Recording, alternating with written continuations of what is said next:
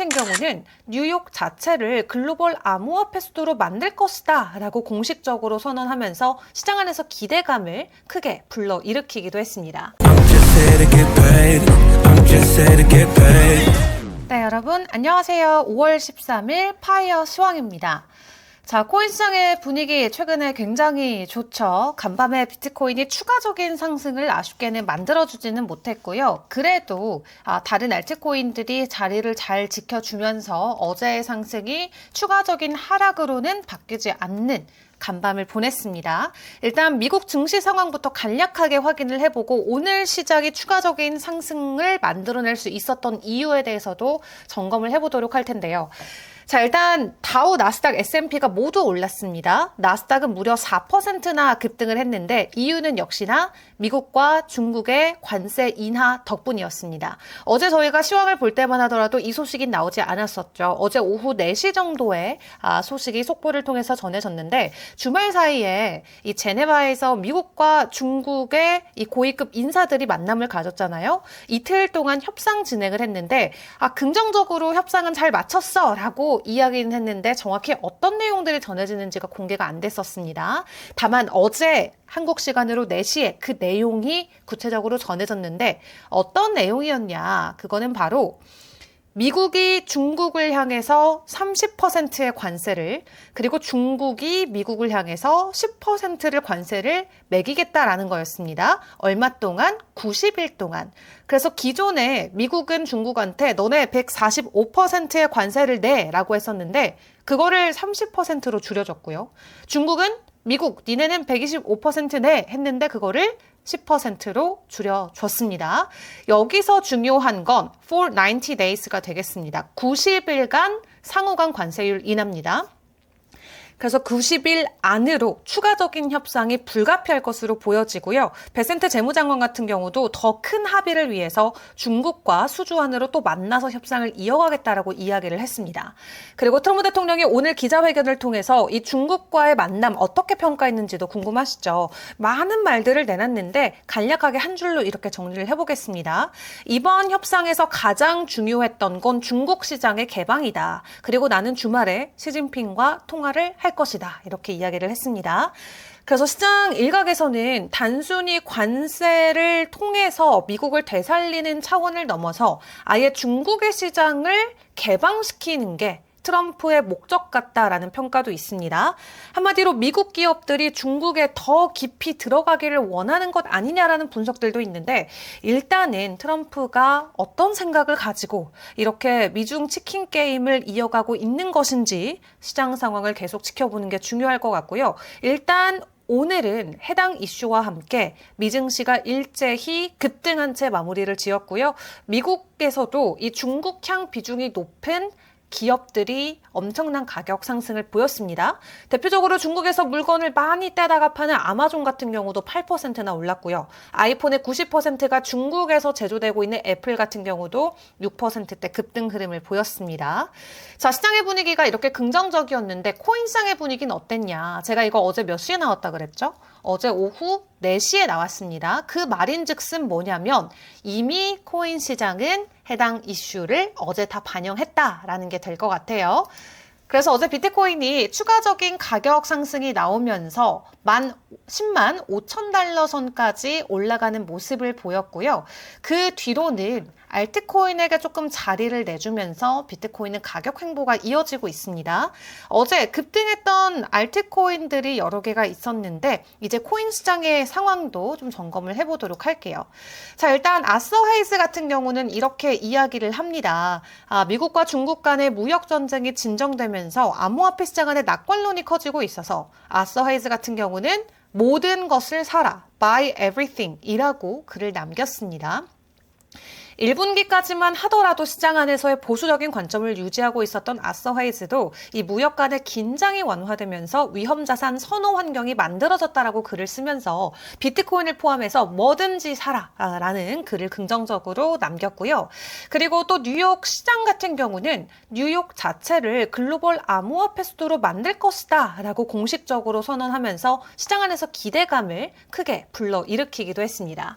이 뉴욕 시장이 직접 뉴욕시를 뉴욕시를 글로벌 암호화폐 중심지로 조성하겠다라고 강조를 했는데 이 시장 취임 첫날부터 지금까지 이분의 목표가 변함이 없었다라고 합니다. 바로 뉴욕시를 글로벌 암호화폐 수도로 만드는 것. 그게 이분의 목표라고 하는데요. 이 대기업이나 스타트업을 막론하고 테크나 암호화폐 기업들과 협력해서 암호화폐 친화적인 환경을 만들고 싶다라고 이야기를 했습니다. 그리고 다음 주에 뉴욕시에서 최초로 크립토 서밋을 개최하기 때문에 다음 주 뉴욕에서 진행되는 크립토 서밋의 내용들도 잘 챙겨보는 게 중요한 관전 포인트가 될 것 같고요. 또 도이치뱅크에서는 이런 평가도 내놓고 있습니다. 올해 안으로 스테이블 코인이 주류 자산으로 자리를 잡을 것이라고 말이죠. 여기서 스테이블 코인에서 스테이블을 빼고 그냥 코인으로만 생각하셔도 됩니다.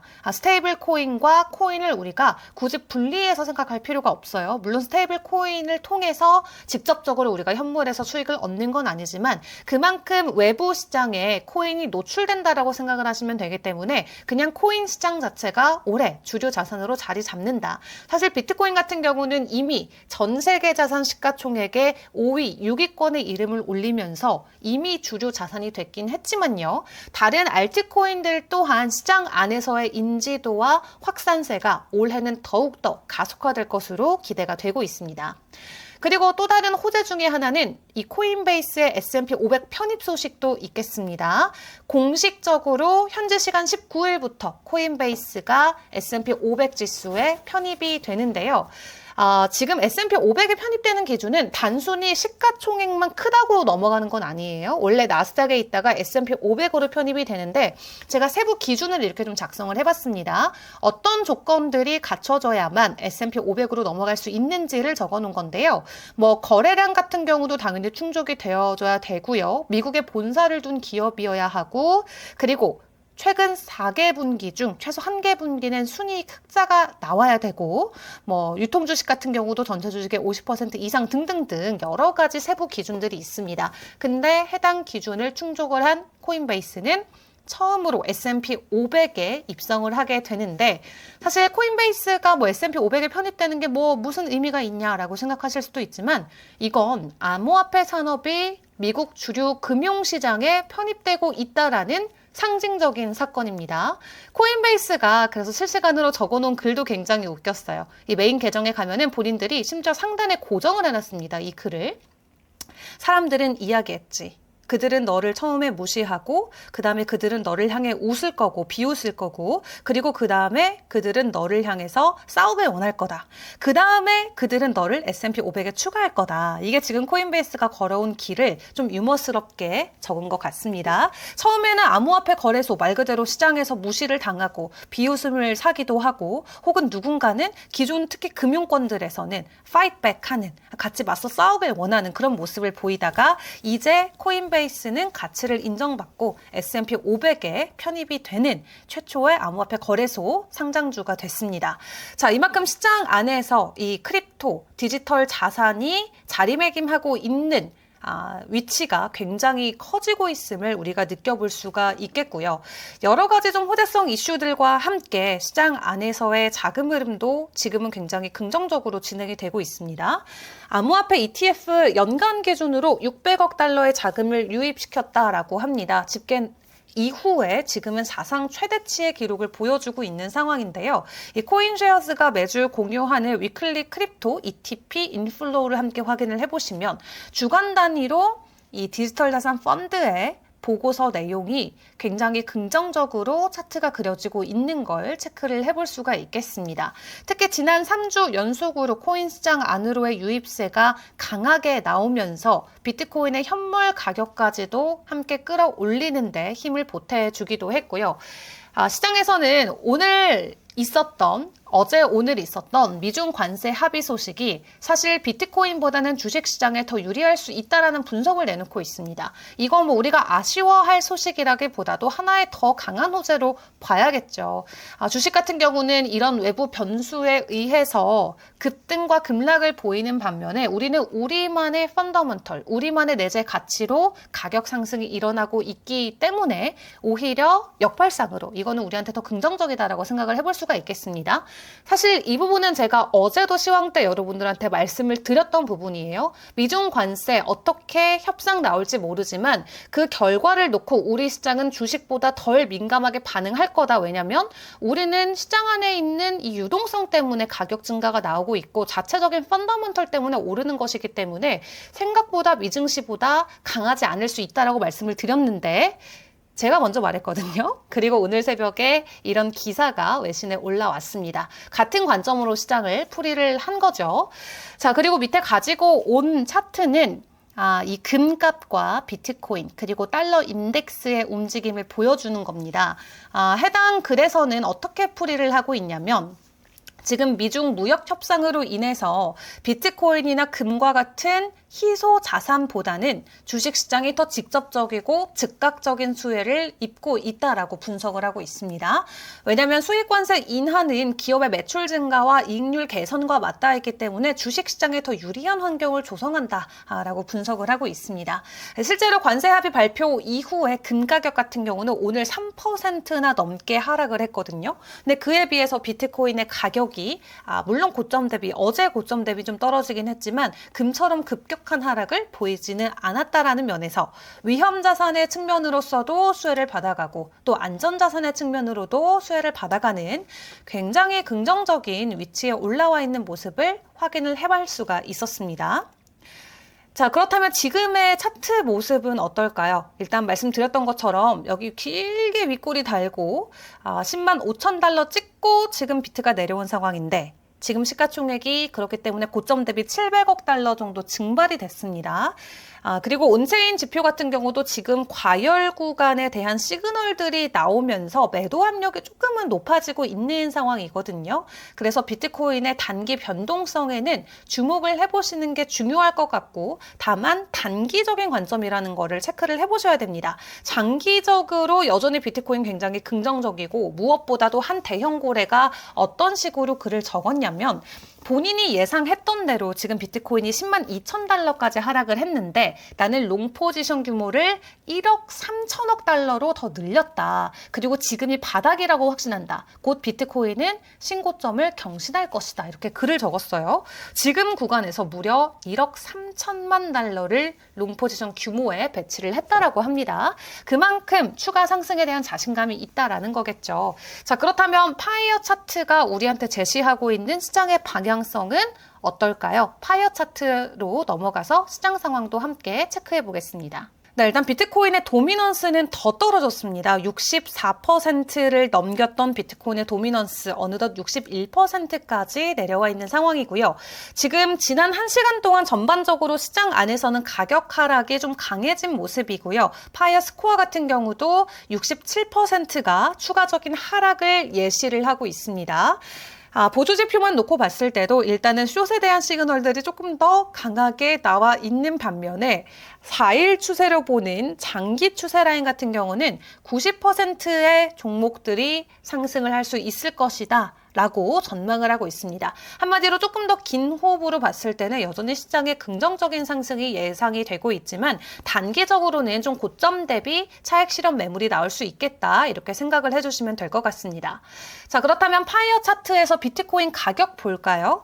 어제 저녁에 숏에 대한 시그널이 뜨고 나서 정말로 파이어 라인 아래까지 비트코인의 가격이 하락하는 모습이 나오고 있습니다. 다만 하단에 있는 RSI 지표가 지금은 상승에 대한 시그널을 보내오고 있기 때문에 단기적으로 추가 상승에 대한 가능성 일단은 열어보시는 게 좋을 것 같고요. 이 파이어 트렌드를 켜놓고 봤을 때는 지금 비트코인의 캔들이 이 하단을 뚫고 내려와 있는 모습이 보이죠. 지금은 약간 걸쳐져 있는 모습이 나오고 있는데 추가적인 하락을 하지 않고 해당 구간을 잘 지지해 줄 수 있도록 일단은 지켜보는 게 좋을 것 같습니다.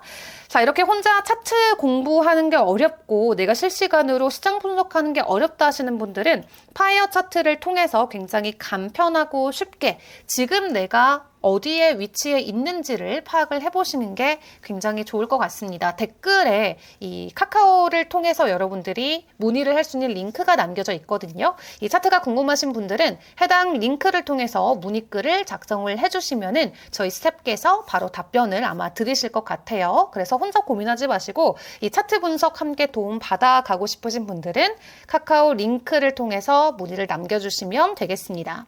자, 그렇다면 주요 알트코인들의 소식들도 좀 점검을 해보도록 할 텐데 사실 어제 위너는 바로 리플이었습니다. 리플이 어제 저녁부터 엄청난 상승을 보이면서 어제 하루 만에 10% 상승을 보였고요. 시가총액 같은 경우도 3위권을 일시적으로 탈환하는 모습이 나왔습니다.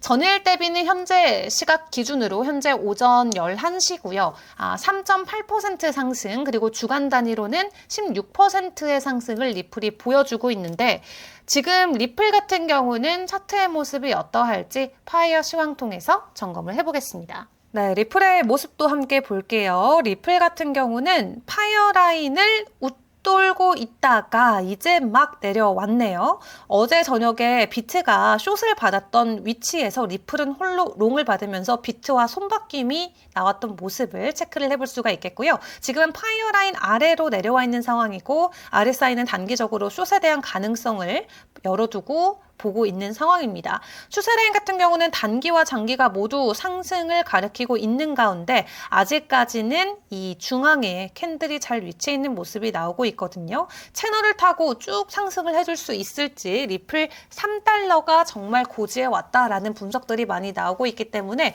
내일까지의 변동성도 함께 주목을 해보시면 좋겠습니다. 자, 긍정적인 시장의 분위기가 계속 이어지고 있는 가운데 내일의 시장 분위기는 과연 어떻게 진행이 될지 저는 내일 차트로 다시 돌아오도록 하겠습니다. 오늘도 성공 투자하세요. 안녕!